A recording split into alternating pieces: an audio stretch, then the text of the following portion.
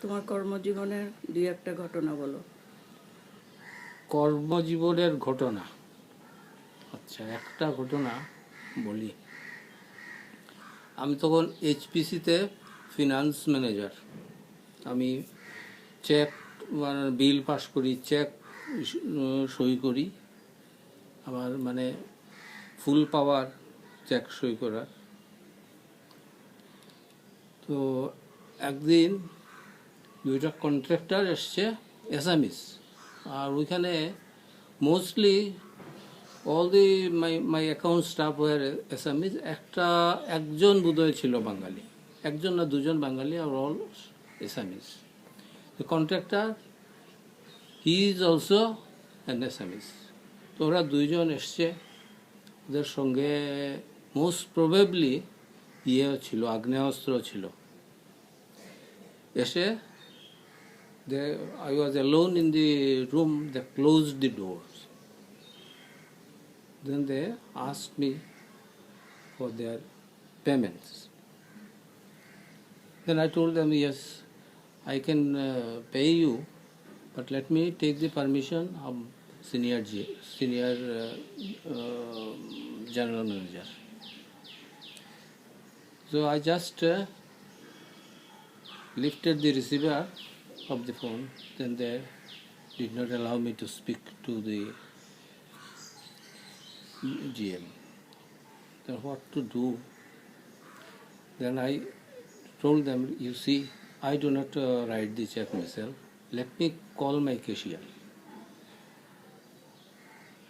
তো ওরা বল আচ্ছা ঠিক আছে, ক্যাশিয়ারকে ডাকো। আমি বেল বাজিয়ে ক্যাশিয়ারকে ডাকলাম। ক্যাশিয়ার এসেই ঘটনা বুঝে ফেলেছে। তারপর ও আরও সব স্টাফকে ডাকলো, ডেকে ভদ্রলোককে খুব পিটালো। আমাদের সিআইএসএফ ছিল, সিআইএসএফকে ডাকলো, ডেকে ওকে পুলিশে হ্যান্ড ওভার করলো। আমি এফআইআর করলাম। তারপর কিছুদিন আমার একটু ভয় ছিল উনি কিছু করে টোরে, কিন্তু আলটিমেটলি ও আর কিছু করেনি। এটা একটা ঘটনা। আর একটা ঘটনা হচ্ছে, একদিন আমরা তখন দুইজন অফিসে বসতাম, তো আমার চেম্বারে দুইজন বসতাম। একজন হচ্ছে এই তেলেগু, আর একজন আমি। একদিন আমি বসে আছি, আমার তো তেমন কাজকর্ম ছিল না, বসে আছি, বসে এইদিকে ওইদিকে তাকাচ্ছি, দেখি জানলা দিয়ে কি যেন একটা নড়ছে, একটা দড়ির মতো। সে দেখি না, এটা দড়ি তো না, এটা একটা সাপ। আমাদের মানে রুমের পেছনে ছিল, বাঁশ কোনো স্ট্যাক করা ছিল। ওই তো বাঁশ, ইটের পাঁজর, এইগুলোতে মানে সাপের খুব প্রিয় বসতি। ওখান থেকে একটা সাপ এসছে। তো আমি মানে টেবিলের উপরে দাঁড়িয়ে গেছি সাপ সাপ বলে। তারপর ও যে ছিল, আরেকজন ম্যানেজার ছিল, ও দাঁড়িয়ে গেছে টেবিলের উপরে। তারপর স্টাফ এসে সাপটাকে মারলো।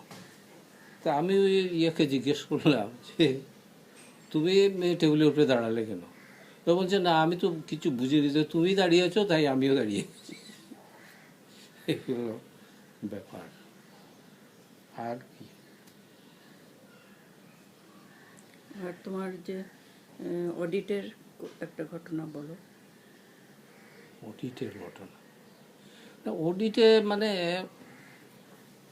কত রকম মানে লোকের সংস্পর্শে এসেছি আমরা, অদ্ভুত সব ক্যারেক্টার, এক একজনের এক এক রকম ক্যারেক্টার। কীরকম মানে, একটা সামান্য ঘটনা, একবার ইম্ফল গেছি। তো ইম্ফলে একটা ছোট্ট অফিস, একদম মানে ছোট্ট অফিস, কিছু নেই করার, মানে বিশেষ কিছুই নাই। আগের দিন গেছি, গিয়ে ওদের সঙ্গে কথা টথা বলেছে, বলে কালকে আমরা আসবো, ঠিক আছে।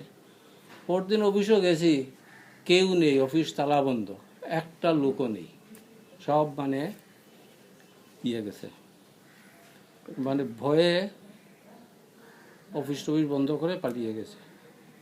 তারপরে রিপোর্ট করলাম ওর যে কন্ট্রোলিং অফিসার, ডাইরেক্টর, ওর কাছে রিপোর্ট করলাম ওভার ফোন। রিপোর্ট করার পরে মানে পরদিন ওরা কাগজপত্র সব মানে দেখালো। এই গেল একটা ঘটনা। আর একটা ঘটনা হচ্ছে তখন ওই যে কালকে যে ঘটনাটা বললে, কোনটা, ওই যে তিনসুকিয়া, ওইটা তো আছে, ঠিক আছে, না এটাও কত কষ্ট, একটা জার্নির। জার্নি।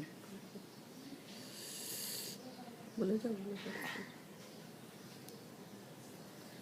এটা তো মানে অ্যাকচুয়ালি যে জার্নিটা, আসামের ভূগোল সম্বন্ধে যদি কেউ না থাকে, ভালো নলেজ না থাকে, তো ওইটা তো বুঝবে না কি মানে কতটা সিরিয়াস ওই ইয়েটা, মানে ইয়েটা ছিল। আমি কি মানে এই বিপদের মধ্য দিয়া ইয়ে সেই দিন ইয়ে করলাম। ছিল আমার নেক্সট প্রোগ্রাম ছিল from Pasighat to Aizawl. Pasighat to Aizawl যাওয়ার নর্মাল মানে রেকগনাইজড রুট যেটা যেটা হচ্ছে পাশিঘাটের কাছে 10 কিলোমিটার দূর একটা ইয়ে আছে, স্টেশন, রেল স্টেশন আছে মার্কাংসালা। তো মার্কাংসালাকে ট্রেনে উঠবে, উঠে ওই নর্থ লক্ষ্মীমপুর, রাঙ্গাপাড়ার নর্থ, গৌহাটি, তার হয়ে লামডিং এসে তারপর হিল সেকশনে শিলচর ট্রেনে যাবে, তারপর বাই রোড ইয়েতে আইজল। তো আমার হলো যে মানে কিছু গভর্নমেন্টের কিছু পয়সা করি, সেভ করি, আর কিছু টাইমও সেভ হবে।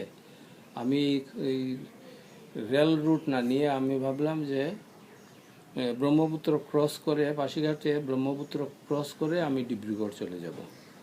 তো পাশিঘাটের নাম হলো উইরামঘাট থেকে ডিব্রুগড়। ফেরি নৌকায় বোধহয় ঘন্টা 2-1 জার্নি।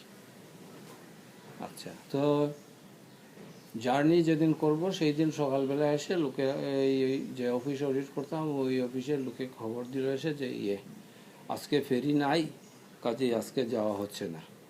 ঠিক আছে, এর কিছুক্ষণ পরে, ঘন্টাখানেক পরে আবার এসে খবর দিল না ঠিক আছে আজকে একটা আছে, ফেরি একটা আছে, বোট আছে, ওইটা ইয়েতে যাবে, ধোলাঘাট যাবে। তো ধোলাঘাট গেলে কি হবে, ধোলাঘাট থেকে তিনসুকিয়া নিয়ারার। তো তিনসুকিয়ার থেকে আমি মানে ট্রেন ধরতে পারবো। ঠিক আছে, ওরা বলল যে আপনি চলে যান ইয়েতে ঘাটে, তারপর ওখানে ধোলাঘাটে নেমে আপনি পাবেন, রিক্সা পাবেন, বাস পাবেন, কোনো অসুবিধা হবে না, আপনি ধোলা টাউনে চলে যাবেন। আর ধোলা টাউন থেকে তিনসুকিয়ার সব পাবেন। অ্যাকর্ডিংলি আমি ওদের বিশ্বাস করে আমি তো উঠলাম ফেরিতে। এই ফেরিটা ছিল প্যাসেঞ্জার ক্যারি করে না, ওটা কার্গো বোট। আমার কো প্যাসেঞ্জার একজন নেপালি, এই শ্রেণীর, এই কুলি টুলির কাজ করে এই শ্রেণীর লোক একটা। ঠিক আছে, যখন শীতের দিন আমার সঙ্গে ছিল ট্রাঙ্ক আর বেডিং। যখন গিয়ে পৌঁছলাম তখন ইট ইজ অলরেডি মানে সন্ধ্যা হয়ে গেছে। গিয়ে দেখি কি রিক্সা কোথায় বাস, কিচ্ছুই নাই, ইভেন একটা কুলি পর্যন্ত নাই। আর এই বালুর চরে মানে থাকা, আমার তো মানে কান্না এসে গেছে। এইখানে তো আর আজ যদি থাকি রাত্রে তাহলে তো আর প্রাণে বাঁচবো না, ডাকাতরা আসবে, এসে সব লুট করে নিয়ে যাবে, আর আমাকে হয়তো মেরে ফেলবে, কি করব। আমি তখন খুব পান খেতাম, জর্দা পান। একটা দোকান ছিল, গেলাম, বিহারি দোকান, গিয়ে একটা পান খেলাম। খেয়ে বললাম দেখো আমার তো এইরকম যেতে হয় ধলা টাউনে, এখানে তো কিচ্ছু দেখছি না, তুমি অন্তত একটা বন্দোবস্ত করে দাও, একটা কুলির বন্দোবস্ত করে দাও। ও বললো কুলি তো এখন পাওয়া যাবে না, কি তো মুশকিল। তা আমি বললাম দেখো ভাই একটা কিছু বন্দোবস্ত করো, তুমি তো ভালো করে মানে বুঝছো যে এইখানে থাকা আমার পক্ষে সম্ভব না। হ্যাঁ বলছে, হ্যাঁ বাবু তো ঠিকই বলা হয়, अच्छा थोड़ा ठहरिए आप, हम देखता हूँ कुछ कर सकता है क्या। তারপর গেল, গিয়ে একটা লোককে নিয়ে এলো। তো ওকে বললাম ভাই আমাকে এরকম পৌঁছে দাও। বললো সাহেব आप तो